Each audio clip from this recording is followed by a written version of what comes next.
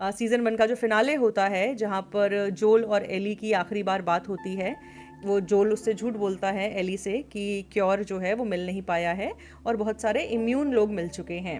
उस बात को 5 साल बीत चुके हैं, ये लोग जैक्सन में सेटल हो चुके हैं। ये एक कम्युनिटी है सर्वाइवर्स की, पूरा मतलब फोर्टिफाइड है, दीवार वगैरह बनी हुई है और बीच में ये लोग नॉर्मल लोगों की तरह रहने की कोशिश कर रहे हैं, ज़िंदगी गुजारते हैं।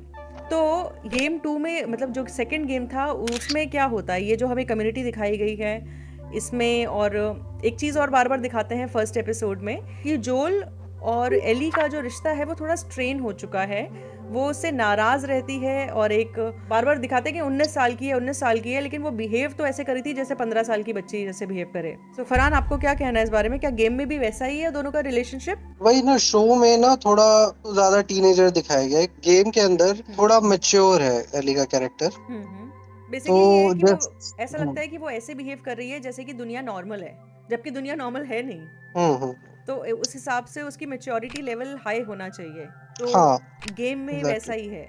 हाँ, गेम में वैसे ही देखो, टीवी शो में हम्म एज अ 15-16 वाला टीनेजर फेज दिखाया गया है, हम्म हम्म और हम्म गेम के अंदर में 18-19 वाला दिखाया गया हम्म। है। ये फर्क है।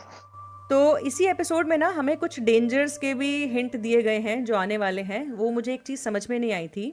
कॉर्डिसेप्स जो है वो पाइप्स में थे, हाँ, जैक्सन के पाइप्स में थे, और ये सजेस्ट किया जाता है कि इन्फेक्शन का रिस्क है। क्या वो जो कॉर्डिसेप्स थे उसे फॉलो करके जॉम्बी आए थे? ये जो कॉड्रिसेप है वो सब एक कनेक्टेड है। मतलब कि जहाँ पे जहाँ पे फैलेगा वो zombies उस एरिया में उनको शायद ट्रैक कर सकते हैं ऐसा हाँ, कुछ। पता चल जाता है कि कहाँ पे क्या है। Okay okay. तो एबी का जो अप्रोच है उसे भी दिखाया जाता है। एपिसोड एंड होता है जहाँ पर फायरफ्लाई और एबी जैक्सन जो जगह है उसे देख रहे हैं दूर से, और क्लियर किया जाता है बेसिकली कि जोल से बदला लेने आए हैं ये लोग। एपिसोड 1 में हमें दिखाया जाता है कि जोल थेरेपी ले रहा है और साइकोथेरेपिस्ट गेल से मिल रहा है, जिनका हाँ, रोल निभाया है बेसिकली कैथरीन ओहारा ने, हाँ, जो हाँ। कमाल की एक्ट्रेस है। वैसे आपने शिट्स हम्म, क्रीक में देखा होगा इन्हें। अभी एक स्टूडियो शो आ रहा है एप्पल टीवी पर, उसमें भी है ये। तो इनको भी दिखाया जाता है कि ये जोल से नाराज हैं। लाइक थेरेपी तो कर रही हैं जोल की, ये के बदले रिश्वत में नशीले पदार्थ भी ले रही हैं उनसे, मगर जोल को ये गुस्सा है क्योंकि कहती हैं कि तुमने मेरे हस्बैंड को मार डाला था, और जिस वजह से मतलब मारा था वो, उससे मुझे एतराज़ नहीं है, बट जिस तरह से तुमने वो किया मुझे उस बात पे गुस्सा है। तो गेम में ऐसा कुछ हमें दिखाया गया है ये? नहीं नहीं, ऐसा ओके कुछ नहीं है, क्योंकि हम एली के पर्सपेक्टिव से खेल रहे होते हैं। ओके, तो हमें पता और नहीं होता गेम प्ले ऐसा होता है, कुछ। हाँ, इसका नहीं होता कि अब जोल बैठा है कहीं पे, वो गेम अच्छा। प्ले में फिट नहीं हो पाएगा ना, ओके ये ओके सीक्वेंस।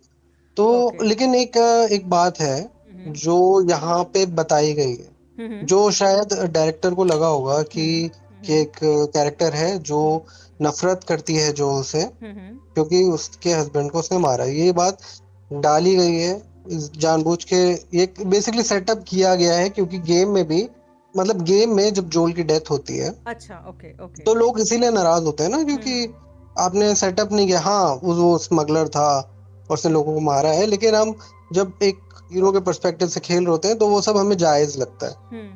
तो हमें नील ड्रकमैन ना ये बताता है, अपने एक्सप्लेन करता है अपने डिसीजन को, ये कहते हुए कि जोल जो है is not a good person.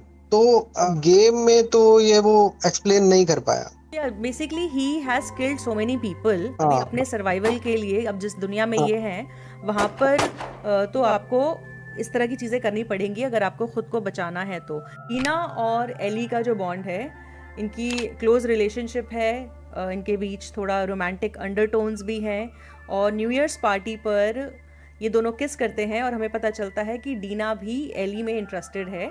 सिर्फ एली की ही फीलिंग्स नहीं है बस इन्वॉल्व यहाँ पर।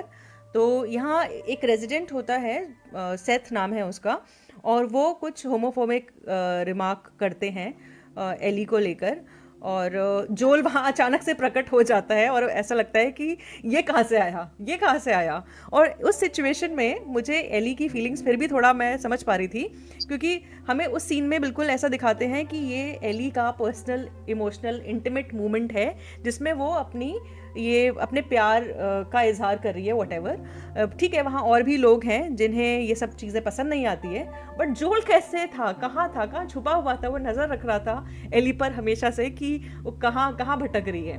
और इस वजह से भी एली से फिर से गुस्सा होती है और कहती है कि प्लीज़ मुझे हेल्प की ज़रूरत नहीं है तुम्हारी, मैं हैंडल कर सकती हूँ अपनी लाइफ खुद से। मुझे मतलब जोल के एंगल से देखा जाए तो उसने सही किया, वो मतलब ही वॉज प्रोटेक्टिव टूवर्ड्स एली।